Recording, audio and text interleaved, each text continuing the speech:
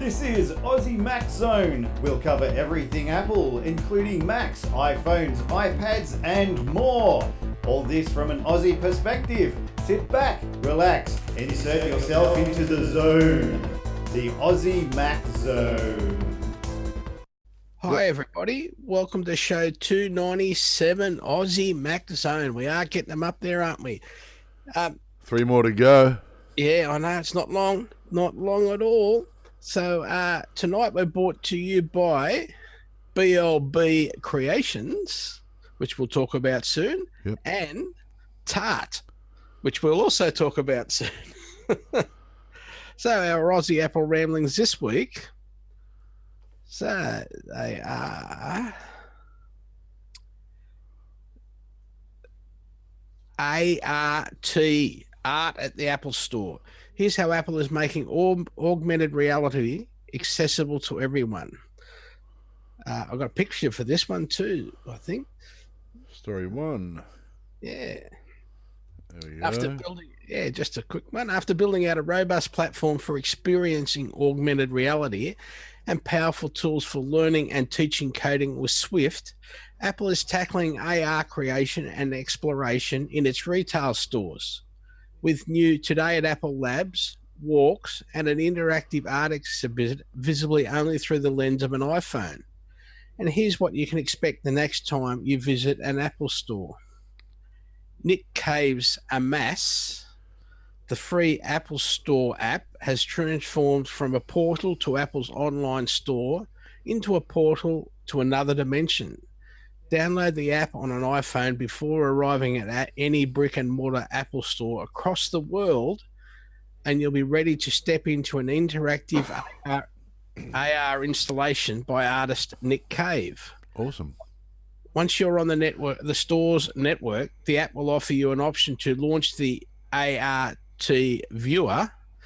Nick Cave's experience is called Amass and is made up of bright metallic objects called icon elements. There are 5 elements in total, and you'll have to move around the store to find them all. It's a bit like a game. Are we, sorry to interrupt, cool. Are we talking about the same Nick Cave? I don't know. You're thinking Nick Cave, the music guy, aren't you? I am. I haven't actually looked it up. Yeah, okay. I don't know. Apple's in-app tool for viewing the exhibit is based on ARKit and works remarkably well. Unlike normal AR apps, there's no setup or tracking your phone to a flat surface required. The experience just begins. A simple camera interface allows you to capture screenshots or video, and 5 dots along the edge of the screen show which elements you've collected. So I'll just see if it is the same Nick Cave. Awesome. I'm just going to slow down here on the show for a minute, and let's have a look. Sorry, everyone. It's but this information is, interesting. Yeah. If nothing else. So,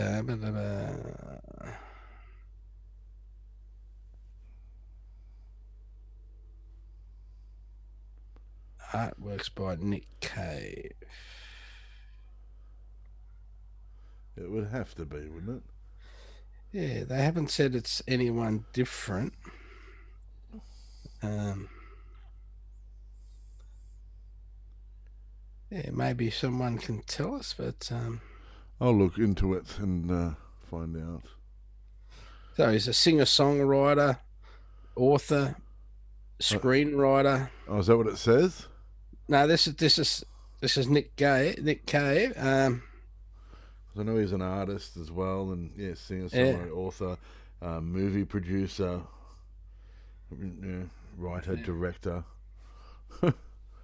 He's had his hand in everything. Many things. He wrote an amazing Australian story. It's a movie. So a friend of mine was starred in it. Okay. Cool. Yeah.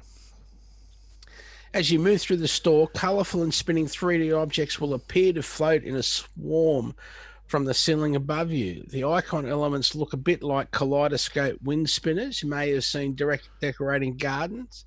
And after you navigate the store, you'll have found all 5 elements. Sound effects add to the experience, but can be a little bit difficult to hear in a noisy space. You might want to wear your AirPods. Once you've discovered the full installation, you're presented with a button to release the elements. That was my favourite part.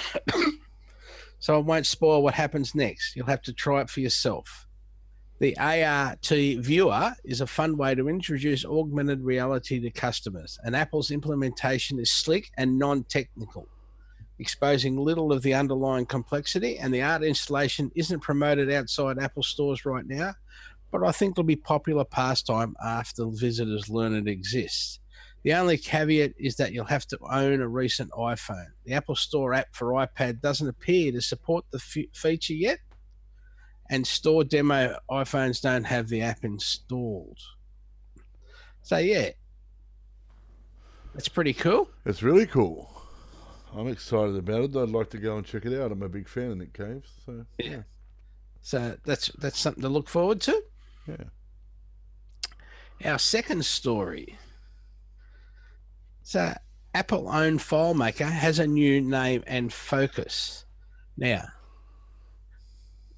Claris was started because big companies didn't, when the Apple was just getting started, big companies weren't making programs. So Apple set up this company called Claris to make a word processor and an art program. And then we had Claris Works, and that changed to Apple Works, but it had this database, and it became the most popular database in the world because just it was so easy to use. So many people use it. It has become a lot more expensive, but there are still it has 50,000 customers and more than 1 million end users currently. So, and they're going back to the name Claris because they're expanding from just databases. So, FileMaker was too, pointed, and memory is just a database. Yep. But they're switching back. The name change doesn't mean the company's signature product is being dropped. FileMaker you know and love is only getting better. Every feature you use, every app you've built, and every part of our platform will remain and improve, promised Sarani Garupa, the Vice President of Product Management. FileMaker Claris has purchased StamPlay and renamed it Claris Connect. This software offers 150 connections into popular third-party cloud offerings. And moving forward, Claris says it's building a workplace innovation platform, not just a database. The economy is going to be defined by the companies that harness technologies to transform the way we work, said Brad Freitag, Claris CEO. At the same time, the supply of web, mobile, and app developers have not kept up with demand. This means many companies will struggle to keep up unless we can bridge the gap between their skilled workforce and their technology needs. The idea of workplace innovation platform was created to address this exact problem by empowering everyday platform solvers. And Claris will remain an Apple subsidiary. So we've got Claris, which is a wholly owned subsidiary, and you've got Beats, which is a wholly owned subsidiary. Yep. And Claris is still a very, very popular program. Excellent. And still a great program to use. Now, story number 3. Reliable Twitter leaks suggests Apple to name iPhone 11 Pro. Now, in an interesting proposition, an anonymous Twitter user who leaked many accurate details about the iPhone XS and iPad lineup tweeted a suggestion as to the iPhone 11 naming scheme. CoinX says rhetorically that Apple will use the Pro suffix branded for the new phone.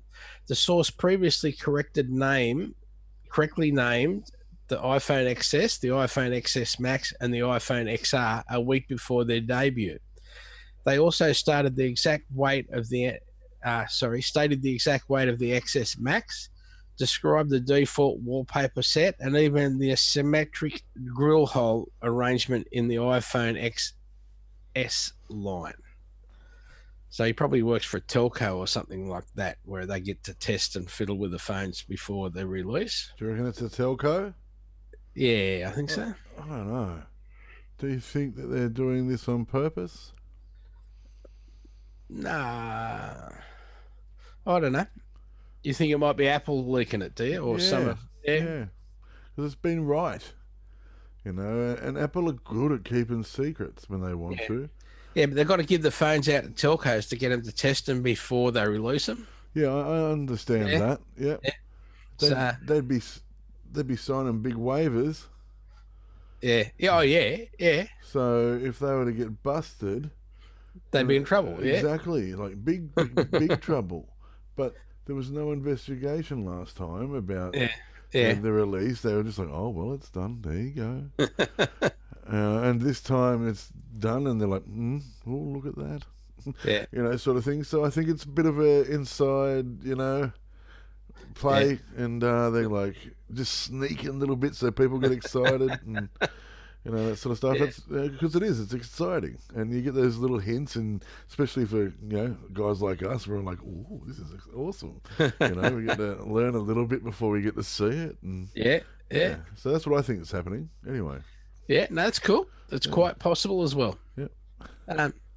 So are we going to have a Pro? We'll know shortly. It's nearly September, so it's nearly time.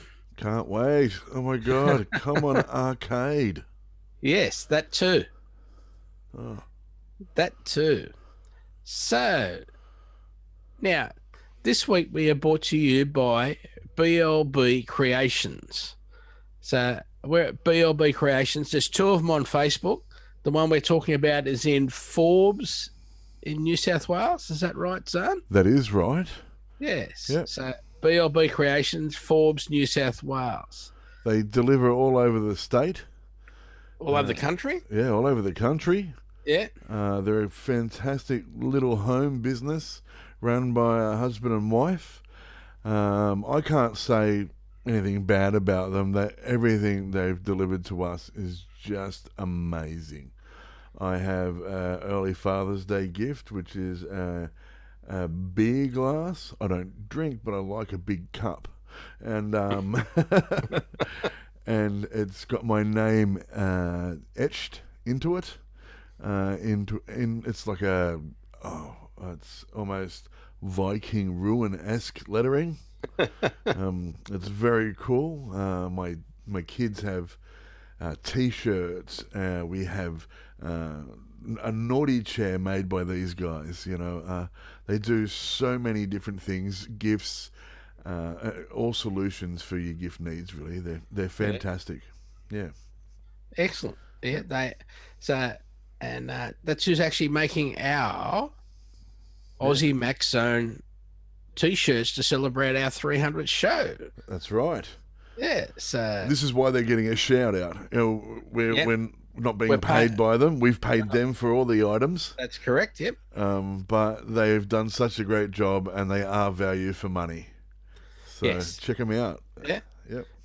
So that's BLB Creations, Facebook, and it's the ones in Forbes, New South Wales, not the lady in America. That's right. So if you see them, BLB Creations, you see Forbes, you'll go in and you'll see the people who like their page, and it'll say Zarn Kerr likes this page. That's mean you've found the right one. That's right. So we've got some gaming news with a picture. We do. With a picture. There we go. There's little Kyle. What's his name? Kyle Bugger Giersdorf. I think that's right. Yeah. A newly crowned 16-year-old Fortnite world champion. And so he's the solo world champion. He was playing the game in a stream last night when his home was swatted. Now, that might sound like there was insects there, but it's not.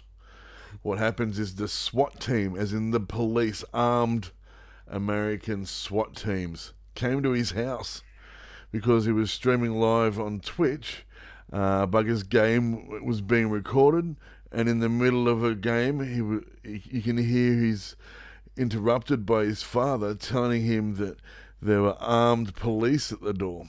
Bugger quickly leaves and is gone for around about 10 minutes in the video when he returns saying, "They came with guns, bro.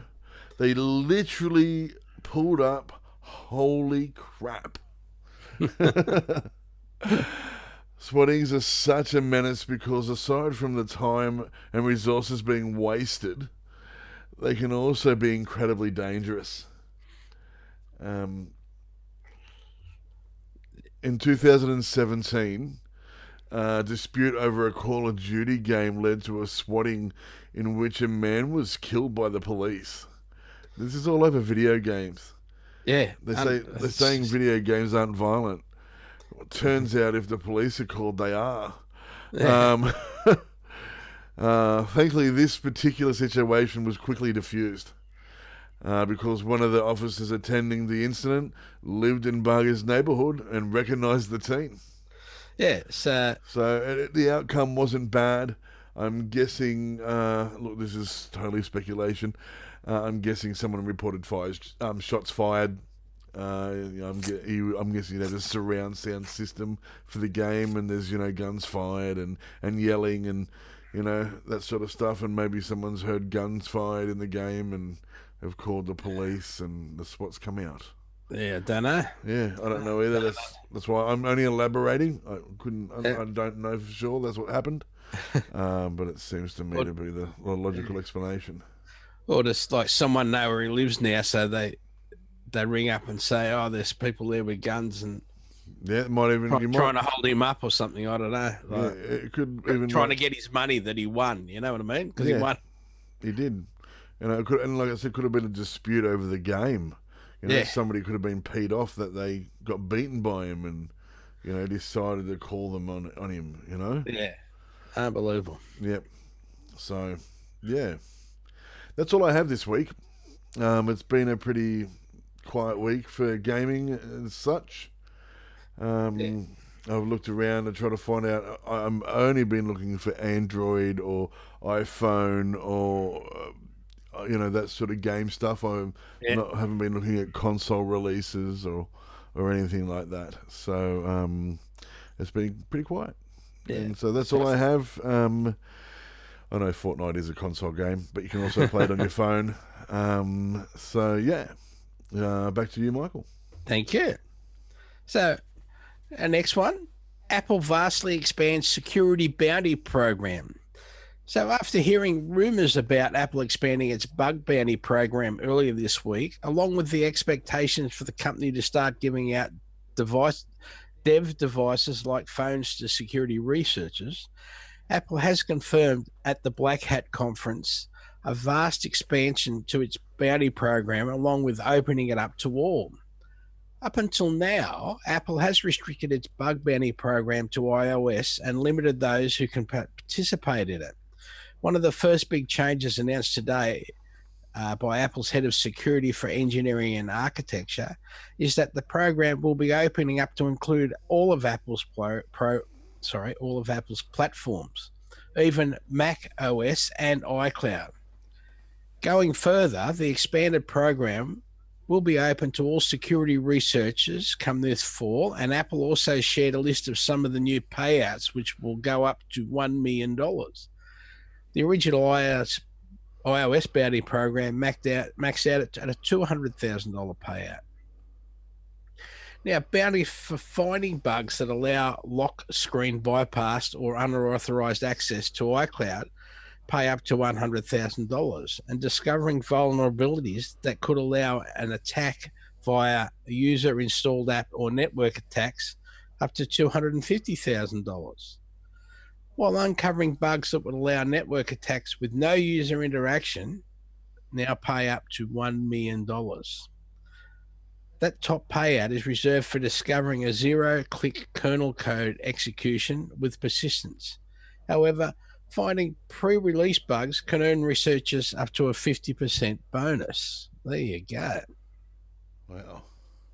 So, yeah, that's it. They're getting into it, sharing it around, and making sure we stay even more protected. Excellent. And hello, Kellyanne, who's watching at the moment. Excellent. Welcome, Kellyanne. Apple releases a new version of its USB-C digital AV multi-port dongle with this, pardon me, with 60 hertz, 4K, HDR, and more. So this week they quietly released a new version of its USB-C digital AV adapter. The $69 adapter includes a USB-C port, HDMI, USB-A, and the new version is making several notable improvements. The new model carries the number A2119, whereas the old version was A1621. Now, the new AV multi-port adapter adds support for HDMI 2, an upgrade from HDMI 1.4. You can now drive 4K at 3840 by 2160 at 60 hertz, using a 15-inch MacBook Pro 2017 or later, a Retina iMac 2017 or later, the iMac Pro or the iPad Pro. So yeah, a nice new dongle. Just make sure when you're shopping around and you think, oh, you just got to remember in the back of your head, Michael told you to make there is a new one, get the right one. Absolutely. Don't get the old one. The new one's out. Yeah. Get the new one. And a lot of places will still have the old one for a long time. So even 6 months down the track, just try and keep it in the back of your head when you look at one and go, I wonder if that's the new one. Michael told me. And ask. A2119. Yeah. There you go. Remember that. A2119. That's right. So, yeah, just keep it in mind. It's always good. So, this week, we are brought to you by Tart. Tart, yeah. The Audio Roundtable Podcast. How about that? I know this. So this is one Garth was talking about last week. That's right. Yeah, it's one of his. So, yeah, just give it a plug. The Audio Roundtable Podcast.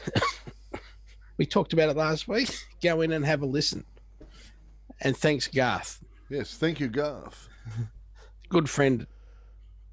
Absolutely, and great co-host. Yes, yeah. Now, Kookaburra takes a swing at creating a smart cricket ball. How's that? A ball that can provide real-time feedback on speed, revolutions, could be soon debuting on wickets the world over. Now, Australian sports equipment company Kookaburra is developing a smart cricket ball, one embedded with a microchip to provide real-time feedback. I've got a picture for this one too, Zarn. Oh, excellent. According to Kookaburra, the new ball will change the way cricket is coached, played, officiated, and experienced. Does that ball have a crack in it? Yes, it does. Yeah. The chip inside the core transmits information from the ball back to a phone or tablet app. The company said it feels and moves the same way as a regular Kookaburra cricket ball, but collects and communicates instant statistical data on revolutions as well as the speed at release, pre-bounce, post-bounce from the embedded micro-light chip at different stages of his journey from the hand to of a bowler. The bowler will be able to release a delivery and immediately check on his or her smartwatch and check the speed or degree of turn. Now, so I hope they pay attention where the ball goes when it gets hit, because I don't for them to be looking at their watch and get hit in the head when the batsman hits it. This is really cool technology. It is. I really like this just for the fact that you can check the speed, everything like that. How long do you think a ball will last with a chip in it when it's been hit that hard? Yeah, so we'll be waiting to see. Obviously, it's taken them 2 years to get this far, so they've obviously been doing a lot of work. Yep. And something I learned when I was reading the story is when we see the speed, like we at the moment, the only speed we get is a radar speed of Yep. how fast the ball was going at a certain fraction of time, Yep. because it's where the radar's pointing at. Whereas it might be different when it leaves the hand of the bowler as opposed to just before the batsman hits it. Yep. So, yeah. So it'll be interesting to see what happens. Yeah. This is it's really cool technology. I want to see it work. Yeah, and it's from an Australian company. Remember that. Kookaburra balls are great. Many of red cherry on my old school bats came from Kookaburra balls. So, yes. Yep. So, yeah, my mate Dave and I used to get in the front yard on a Friday afternoon after sport with our cricket bats and balls, and we both had like double scooper bats, Kookaburra bats, and we'd get out there with our ball and try to get big red cherries on our bat where we'd hit it so hard. So, yeah, so that's cool. Cool stuff. Excellent. Yeah. Excellent. Well done, Australia. Excellent. Now, the latest iPad OS 13 beta is finally stable enough for almost everyone. So, the iPad OS beta, Apple introduced something none of the predecessors did: reliability and stability. Even after days of testing on an iPad Pro, we found it close enough to the final version that an average person can access a mouse or thumb drive with their iPad nearly hassle-free, and that hasn't been true of the earlier betas. It's also reasonably stable. They've dropped things in and out of the previous ones, same as this one, but it is a lot more stable and uses a lot less battery, because they've been really hungry on the battery too. Springboard is still crashing a little bit, down to maybe once a day, and that's using a device for, say, roughly 10 hours a day. Yep. So iPad OS 13 is a huge improvement. It's reliable, but it is a beta still, and even some of the software that you might want to use may not be ready for it, or some of the things that you get offered may not be ready as well. The app may not interact with shortcuts, for example, as good as you'd expect after it's released. So it's all a matter of playing catch up. It's not something you can fix in 5 minutes. That's right. Yeah, just be aware. Happy birthday. Yeah, happy birthday, Steve Wozniak, for yesterday. Wozniak. So Apple's co-founder, Steve, famous guy. We all know who he is. We do. And so happy birthday for yesterday. Happy birthday for yesterday, Steve. And here's another little bit of Apple history to go along with it. There's a picture for this one. On August 10th, pardon me, the developer of I Am Rich, a pointless app that sold for a whopping $999.99, defends his notorious creation as art. The existence of such an app was perhaps inevitable. The I Am Rich app also prompted early questions about whether Apple should allow a try before you buy policy. While Apple did not seriously consider such a policy, the concept fuels the plethora of free apps that offer in-app purchase today. The sequel, I Am Rich LE, as for Heinrich, people reportedly bombarded him with messages, many of them insulting, he told the New York Times. The harsh feedback didn't stop him from a sequel called I Am Rich LE. The $8.99 app came with a calculator and a spelling-corrected version of his famous mantra. Released in 2009, it failed to achieve the same notoriety as the original, although it probably picked up one or two more users. Heinrich even updated I Am Rich LE this year, adding iOS 12 compatibility and adding other improvements. Now, this was an app that all it had on it was a picture of a gem, a drawing of a gem, $999 each, and I think in the history, 8 people bought it and 2 got their money back. 2 asked for their money back. So he didn't do too bad. I reckon. Yeah. It's just a bit of history, the old Apple history. You keep forgetting about these things from 2007, etc. But that's just a little unusual one. I'm gonna invent an app called You Need This. You thought you needed this. Yeah. But I'm just gonna sell it for like $1. Yeah. And just make people Be think happy they with need that. it. Yep. That's right. And when I make $50, I'll be sweet. Now, our show notes link each week on the show's upload. The link being, you ready? Yep. https://aussiemaczone.com/AMZ297. We've reduced that right now to just 3 letters. AMZ instead of Aussie-Mac-Zone-Episode. AMZ297. So much easier. So much easier. Yep. And there you'll see the last 6 weeks worth of show notes. Spotify, just search Aussie Mac Zone. Don't forget to keep looking on Apple News for Aussie Mac Zone. I do a lot of spam reporting there every time I see a big rush of spam. But thanks to our sponsors this week, being BLB Creations. Well, they're not really a sponsor. They're just someone we plug because we like them. That's right. Yeah, no money involved.